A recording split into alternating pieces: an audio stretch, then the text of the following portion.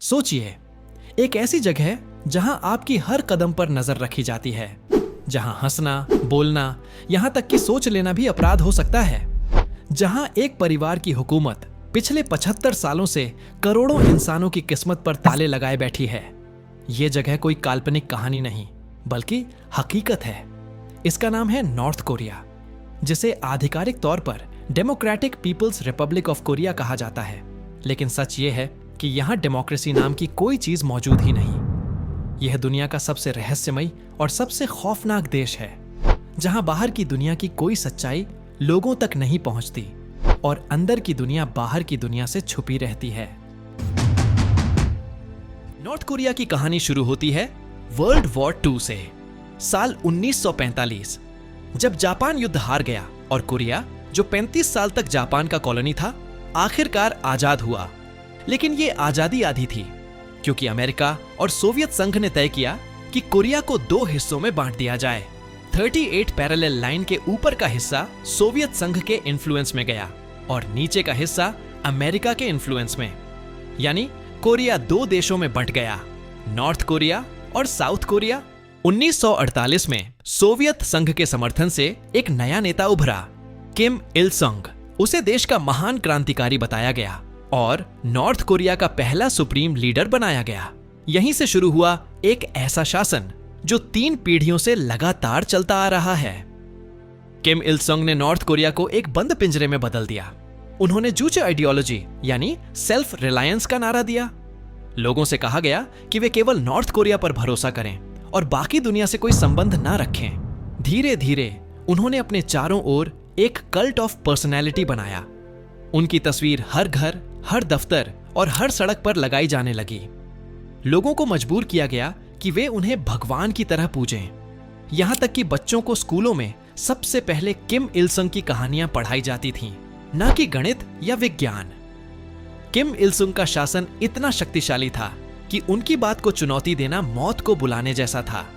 जो भी उनका विरोध करता, उसे कैद खाने, टॉर्चर कैंप्स या सीधी मौत मिलती। और इसी तरह डिक्टेटरशिप की जड़ें नॉर्थ कोरिया की मिट्टी में इतनी गहरी हो गईं कि आज भी यह देश एक परिवार की मुट्ठी में कैद है। किम इल सुंग के बाद साल 1994 में नॉर्थ कोरिया की सत्ता उनके बेटे किम जोंग इल के हाथों में आई। यह दुनिया का पहला मौका था जब किसी कम्युनिस्ट देश में सत्ता एक परिवार से उसके बेटे को विरासत में दी गई। यही वो पल था जिसने नॉर्थ कोरिया को एक डायनेस्टी डिक्टेटरशिप बना दिया।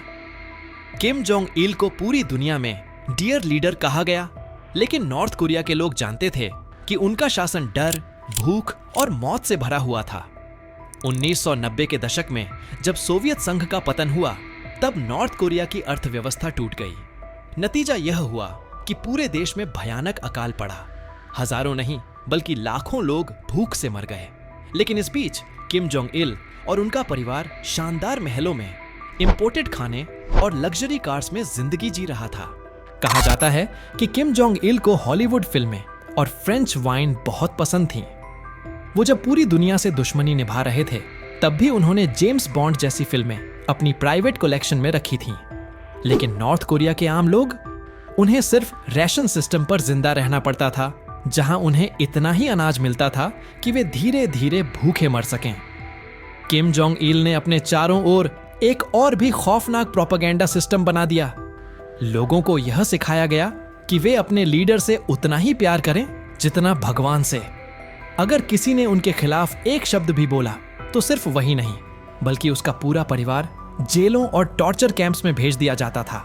2011 में किम जोंग इल की मौत के बाद सत्ता उनके सबसे छोटे बेटे किम जोंग उन के हाथों में आ गई। तब उनकी उम्र सिर्फ 27 साल थी। दुनिया हैरान थी कि इतना नौजवान इस लोहे जैसी मजबूत तानाशाही को कैसे संभालेगा।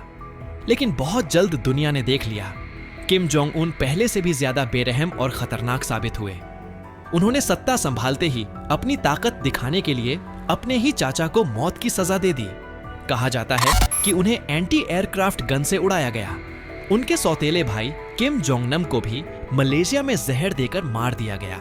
ये सब सिर्फ इसलिए ताकि कोई भी उनके शासन को चुनौती न दे सके। आज नॉर्थ कोरिया में जिंदगी कैसी है? लोग सुबह उठते हैं और सबसे पहले किम फैमिली की तस्वीर को सैल्यूट करते हैं। हर घर में किम इल संग और किम जोंग इल की तस्वीरें लगाना अनिवार्य है। अगर इन तस्वीरों पर धूल भी लग जाए और किसी ने साफ नहीं किया तो ये भी अपराध माना जाता है। यहाँ की पुलिस स्टेट इतनी सख्त है कि लोग एक दूसरे पर भी नजर रखते हैं। कोई नागरिक अगर सरकार के खिलाफ बोलता है तो उसका पड़ोसी ही उसे रिपोर्ट कर सकता है और फिर उस व्यक्ति को रातों रात उठा लिया जाता है। ना मुकदमा, ना अदालत, सिर्फ सजा। नॉर्थ कोरिया में 3 जनरेशंस पनिशमेंट नाम का कानून है। अगर किसी इंसान ने सरकार के खिलाफ कुछ किया तो सजा सिर्फ उसी को नहीं मिलती, बल्कि उसके माता पिता, पत्नी, बच्चे और आने वाली 3 पीढ़ियों को भी कैद खाने में झोंक दिया जाता है। यानी एक इंसान की गलती की कीमत उसकी पूरी वंशावली चुकाती है। नॉर्थ कोरिया की सीमाएं सिर्फ सरहदें नहीं, बल्कि मौत की दीवारें हैं। इस देश से भागना दुनिया का सबसे खतरनाक काम है, क्योंकि अगर कोई भागते हुए पकड़ा गया तो उसे तुरंत गोली मार दी जाती है, और अगर परिवार बच गया तो उन्हें उम्र भर जेल कैंप में यातना झेलनी पड़ती है। नॉर्थ कोरिया से भागने का सबसे आम रास्ता है चीन की सीमा, क्योंकि उत्तर दिशा में नदी है जिसे तैरकर या बर्फ जमने पर पैदल पार किया जा सकता है। लेकिन यह काम इतना आसान नहीं है। सीमा पर सैकड़ों सैनिक तैनात रहते हैं जो किसी भी इंसान को बिना सोचे समझे गोली मार देते हैं।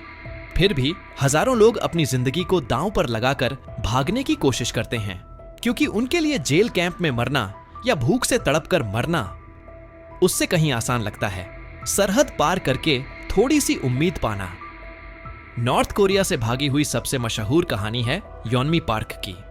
इसके बारे में ऑलरेडी वीडियो बना हुआ है, ये वीडियो खत्म होने के बाद देख सकते हो। वापस आते हैं टॉपिक में।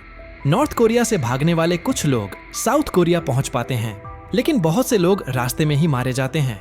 कई लोग चीन में पकड़ लिए जाते हैं और वापस नॉर्थ कोरिया भेज दिए जाते हैं, जहां उन्हें भयानक यातनाएं और मौत मिलती है। फिर भी हर साल सैकड़ों लोग भागने की कोशिश करते हैं, क्योंकि उनके लिए मौत का खतरा उठाना उस खौफनाक जिंदगी से कहीं बेहतर है। ये कहानियां सिर्फ नॉर्थ कोरिया के लोगों की नहीं, बल्कि इंसानियत की पुकार है। वे हमें याद दिलाती हैं कि आज की दुनिया में भी आजादी कोई आम चीज नहीं, बल्कि एक ऐसी दौलत है जिसके लिए लोग अपनी जान तक दांव पर लगा देते हैं। नॉर्थ कोरिया एक ऐसा देश जहां समय ठहर सा गया है, जहां जनता आज भी उसी संघर्ष और डर में जी रही है जो दुनिया के बाकी हिस्से बहुत पहले छोड़ चुके हैं। एक ओर दुनिया तकनीक, विज्ञान और आजादी की ओर बढ़ रही है, वहीं उत्तर कोरिया के लोग अब भी भूख, डर और बंदिशों के कैद खाने में जीने को मजबूर हैं। फिर भी इन सब के बीच इंसानियत की एक किरण हमेशा चमकती है। कुछ लोग आज भी वहां से निकलकर आजादी की सांस लेने की कोशिश कर रहे हैं। कई संगठन, कई देश आज उन लोगों की मदद करने की कोशिश कर रहे हैं जिन्हें अपने ही देश ने गुलाम बना रखा है। लेकिन बड़ा सवाल यही है, क्या कभी नॉर्थ कोरिया की ये बंदिशें टूटेंगी?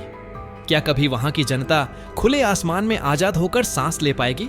और क्या कभी वो दिन आएगा जब पूरी दुनिया एक साथ इंसानियत के नाम पर खड़ी होगी? इतिहास गवाह है कि कोई भी तानाशाही, चाहे कितनी ही मजबूत क्यों ना हो, हमेशा के लिए टिक नहीं पाती। आखिरकार जीत हमेशा इंसानियत की होती है। नॉर्थ कोरिया की कहानी भी एक दिन बदलेगी, और वो दिन शायद आने वाली पीढ़ियों के लिए उम्मीद की नई सुबह लेकर आएगा। यही है नॉर्थ कोरिया का सच। एक देश, एक तानाशाही और लाखों मासूम लोगों की अधूरी आजादी की कहानी। आज की वीडियो कैसी लगी कमेंट में जरूर बताना, और नेक्स्ट टॉपिक किस में देखना चाहते हो वो भी बताना। मिलते हैं नेक्स्ट वीडियो में। तब तक योनमी पार्क की वीडियो देख लो, कैसे उसने नॉर्थ कोरिया से भागी।